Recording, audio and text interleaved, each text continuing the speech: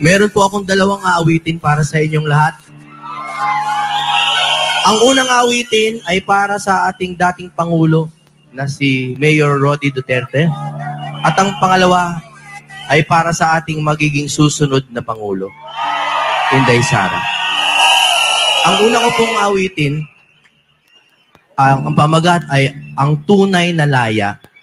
May tanong po ako sa inyo bago ako kumanta. Hindi po ako rallyista, ako po ay katulad nyo. Ako po ay talagang nagmamahal lang sa bayan. Hindi po ako masyadong pwedeng sumigaw dahil pinaalagaan ko boses ko. Pero ang sumisigaw sa akin ang puso ko. Kailangan natin ng pagbabago. Meron po akong tanong, napakasimple. Malaya po ba tayo ngayon? Ako po ay talagang iwas na iwas sa politika. Lalo na nung pagkatapos ng ating administrasyon, paggalang lang sa bagong administrasyon, ako po ay tumahimik sa Facebook, sa Twitter, at kung saan-saan. Pero ngayon, nararamdaman niyo pa ba na maaari kayong magsalita? Na hindi na sensor, na hindi na delete, hindi nakakancel? Ako po ay isang artist, kahit nag-abogado na ako, I am an artist at heart. Napakahalaga sa akin ng malayang pamamahayag. Ano na lang ang gagawin natin kung ang magiging kulay ng bayan natin ay kapag may nagsalita ng konting kritisismo lamang, buburahin ka ng lipunan. Pwede ba yun? Ito pong title ng kantang to ay Tunay na Laya. Huwag sana kayong makatulog. Pakinggan yung maigi at malalaman nyo na ito ay may kabuluhan pa rin hanggang ngayon.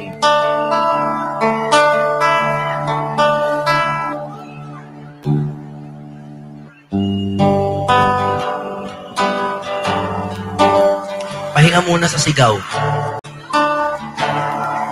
Pahinga nga eh.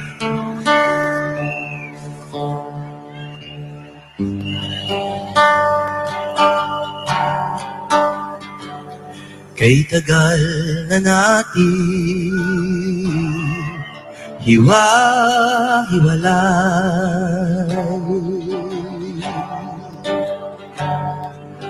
kampi-kampi,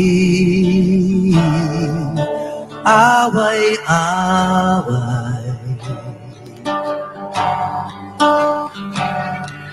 Tingnan mong tunay ang buhay ng masa, malayo pa sa malaya.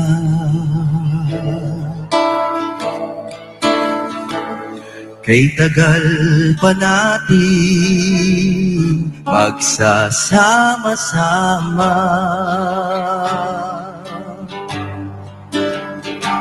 simula pa lamang, kumbaga sa drama.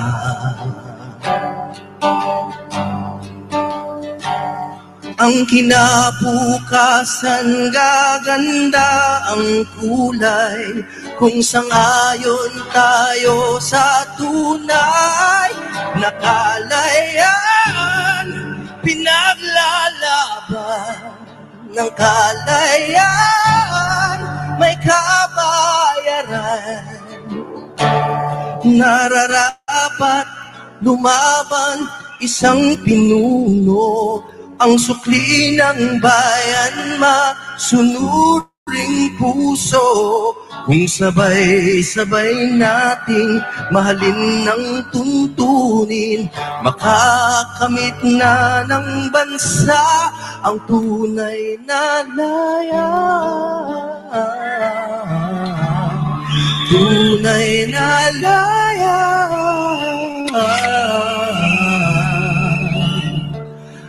Malaya. Malaya ka ba? Alam niyo kung bakit? Kasi nagpabudol kayo eh. Kailan pa ba natin makikilala kung sinong kaaway kung sinong kasangga.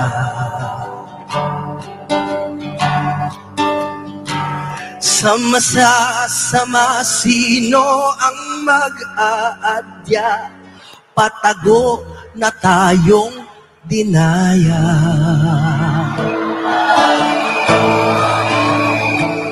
Ang kalaban natin ay butas na batas, pati mambabatas, lambat na may takas, ang mga marahas. Anong? Kung nagdurusa ang mabubuting tao, ito ba ang tinatawag nyo na kalayaan? Pinaglalaban ang kalayaan, may kabayaran. Nararapat lumaban isang pinuno, ang sukli ng bayan, masunuring puso. Kung sabay-sabay nating mahalin ng tuntunin, makakamit na ng bansa ang tunay na laya. Tunay na laya.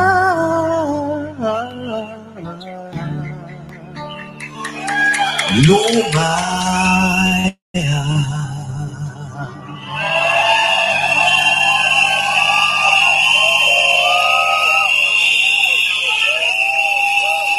Alam nyo, hindi ko kayang hindi maiyak dahil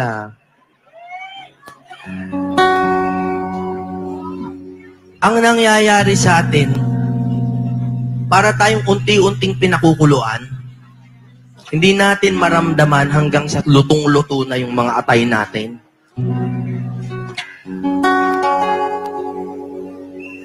Ang kantang ito ay para po sa isang tao na hindi naman ako malapit na malapit, pero malapit po ang paniniwala ko sa kanya. Para sa akin po, noong araw, merong mga dugong bughaw, yung mga matataas sa atin, no, mga ilustrado. Nung dumating ho si Pangulong Duterte, parang nagkaroon ng bagong dugong bughaw. Naunawaan nyo, di ba? Kung ano yung sinasabi ko, nagkaroon ng bagong dugong bughaw na yung hari, hindi na yung mayayaman, kundi yung talagang representante ng taong bayan. Sa makatwid, kung bagong dugong bughaw ang dugong Duterte, di ang nananalantay na dugo kay Inday Sara ay dugong bughaw.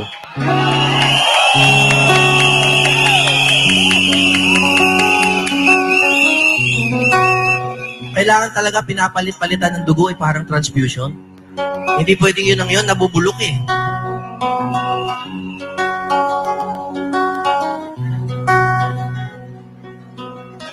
Ginawa ko to para tumakbo si Inday Sara. Kahit hindi po siya tumakbo nun, ito'y para udyukin sana siyang tumakbo. Nagsimula na ang pagbabagong hinihintay. Katotohanan na ang naghaharing salaysay. Gininto ang kasaysayang maharlika, na ibalik ng tunay na mandirigma. Bagong dugo ang dumadaloy sa bayan, walang bahid ng luma na kaharian. Merong pangako sa iyong dugong bughaw, walang ibang magtutulay kundi ikaw. Maharlikang Inday, ikaw ang may taglay, ikaw lang ang tulay. Maharlikang Inday, lahat sinisigaw, bagong dugong bughaw. mula sa akin na ngayon ikaw.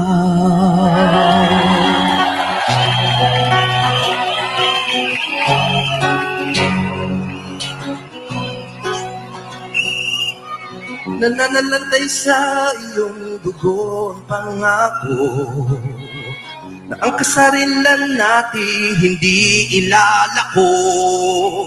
Ang bukas ay nakasalalay sa inyo. Kailangan lang ang matamis mo na, mahal ikang inday. Ikaw ang may taglay, ikaw lang ang tulay. Mahal ikang inday.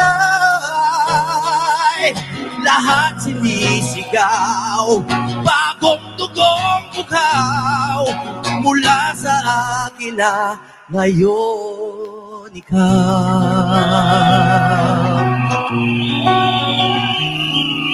Mula sa akin na sana ikaw.